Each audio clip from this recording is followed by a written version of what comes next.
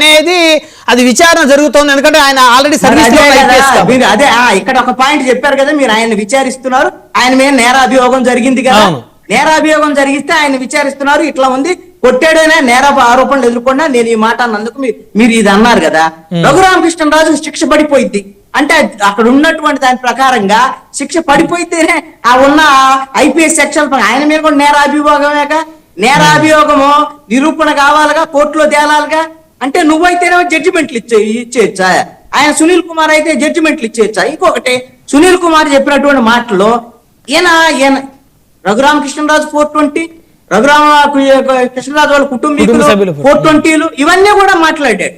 నేనేమంటానంటే ఇవన్నీ కూడా ఎఫ్ఐఆర్ లో ఉన్నాయి కదా, ఎఫ్ఐఆర్లు ఉంటే మాట్లాడకూడదా అని అంటే, మరి జగన్మోహన్ రెడ్డి మీద 420, forgery, criminal breach of trust, నేరపూరిత కుట్ర, ఇవన్నీ కుంభకోణాలు ఉన్నాయి. మరి ఇప్పుడు ఆయన్ని జగన్మోహన్ రెడ్డిని కూడా నువ్వు 420 అని మరి సునీల్ కుమార్ అనగలడా? అన్నాడా ఎప్పుడన్నా? ఇక్కడ ఒక అంశం అండి, కుమార్ అనేటువంటి వ్యక్తి ఈ రోజున ఎప్పుడు ఆయన నేరం చేశాడనే ఆరోపణలు ఎదుర్కొంటూ ఆ కేసు విచారణ ఎదుర్కొంటూ ఆ విధమైనటువంటి పరిస్థితుల్లో ఇప్పుడు డిఫెండ్ చేసుకోవటానికి నేను దళితుడిని, అదే విధంగా ఆయన రాజు, నాకు ఒక న్యాయం ఆయనకు ఒక న్యాయం అని ఇవంతా కూడా సమాజంలో మాటలు మాట్లాడి ఈ విధంగా ఆయన ఏదో సింపతి పొందేటువంటి ప్రయత్నం, దీన్ని డైవర్ట్ చేసేటువంటి ప్రయత్నం చేస్తున్నాడు. ఎవరు చెప్తున్నారు దీన్ని? చంద్రబాబు నాయుడు చెబుతున్నాడు, నారా లోకేష్ చెప్తున్నాడు, డిప్యూటీ సీఎం చెప్తున్నాడు. వీళ్ళకి తెలీదా ఈ ప్రభుత్వంలో ఇప్పుడు సునీల్ కుమార్ చేశాడా లేదనేటువంటి దాన్ని నేరారోపణల వరకే అనేది కాదు.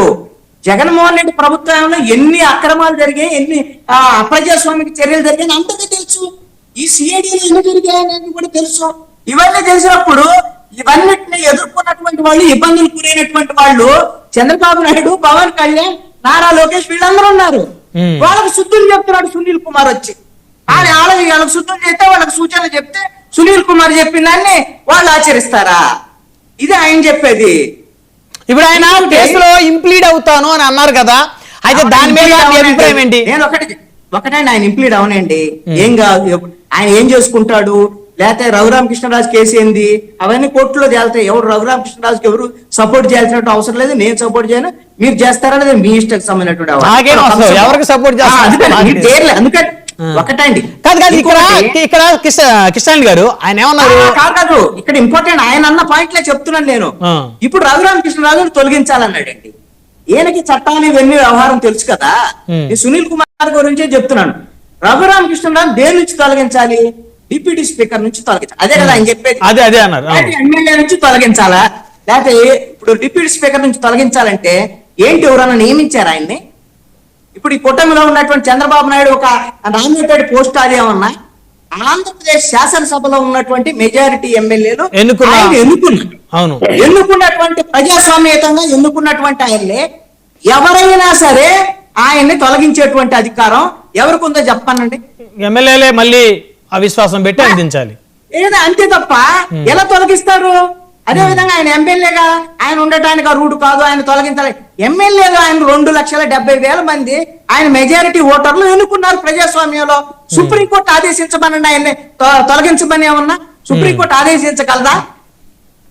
నన్ను తొలగించారు కాబట్టి, నన్ను సస్పెండ్ చేశారు కాబట్టి ఆయన కూడా నువ్వు సస్పెండ్ అయ్యావు, ఎందుకు సస్పెండ్ అయ్యావు, ఏ కేసులో సస్పెండ్ అయ్యావు, నువ్వు విదేశాలకు వెళ్ళినటువంటి సమయంలో ఈ ప్రభుత్వానికి ఖచ్చితమైన సమాచారం అందించలేదు అనేది నీ మీద అభియోగం మోపారు.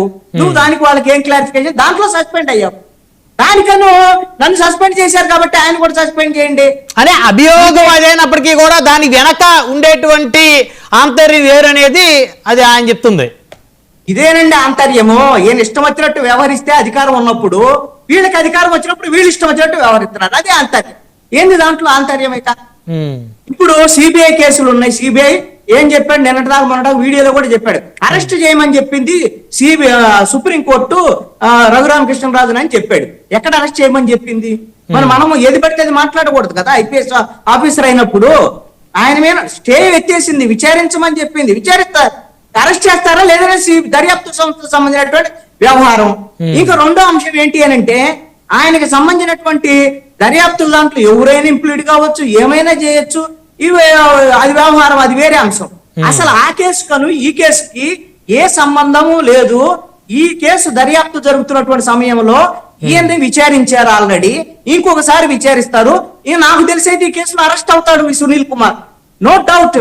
ఎందుకంటే ఆయనే ఏమని నిందితుడు. రఘురామకృష్ణరాజును కస్టోడియల్ టార్చర్ చేశారని మిలిటరీ హాస్పిటల్ స్పష్టంగా రిపోర్ట్ ఇచ్చింది. అందుకే నగరంపాలెం పోలీస్ స్టేషన్ కేసు నమోదు చేశారు. అందుకే సిట్ విచారణ జరుగుతుంది. దాంట్లో ఎవరు నిందితుడు ఆయన విచారించడంతో పాటు అరెస్ట్ కూడా చేస్తారు.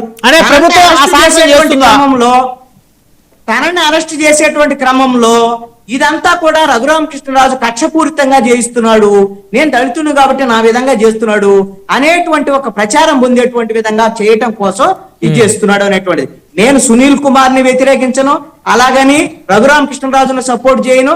ఇద్దరూ కూడా ఈ విషయంలో ఇద్దరు దిగజారి వ్యాఖ్యలు చేసుకుంటున్నటువంటి వాళ్ళు.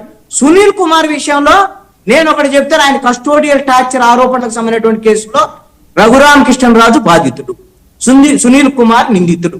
ఈ రాష్ట్రానికి అప్రతిష్ట తెచ్చేటువంటి ఒక ఎంపీని అరికాళ్ళ కోటింగ్ ఇస్తే ఇక రాష్ట్రంలో ప్రజలకు ఏముంటదండి ఇక.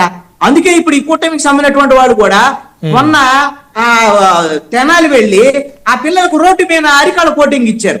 అది కూడా తప్పే. వాళ్ళు గంజాయిలైనా ఇంకోనైనా వాళ్ళు చట్టబద్ధంగా వాళ్ళ మీద చర్యలు తీసుకోవాలి. ఎవరు చేసినా తప్పే. ఇప్పుడు వాళ్ళ మీద అరికల కోటింగ్ ఇస్తే గంజాయి ఏమైనా ఆగింది ఆంధ్రప్రదేశ్ లో?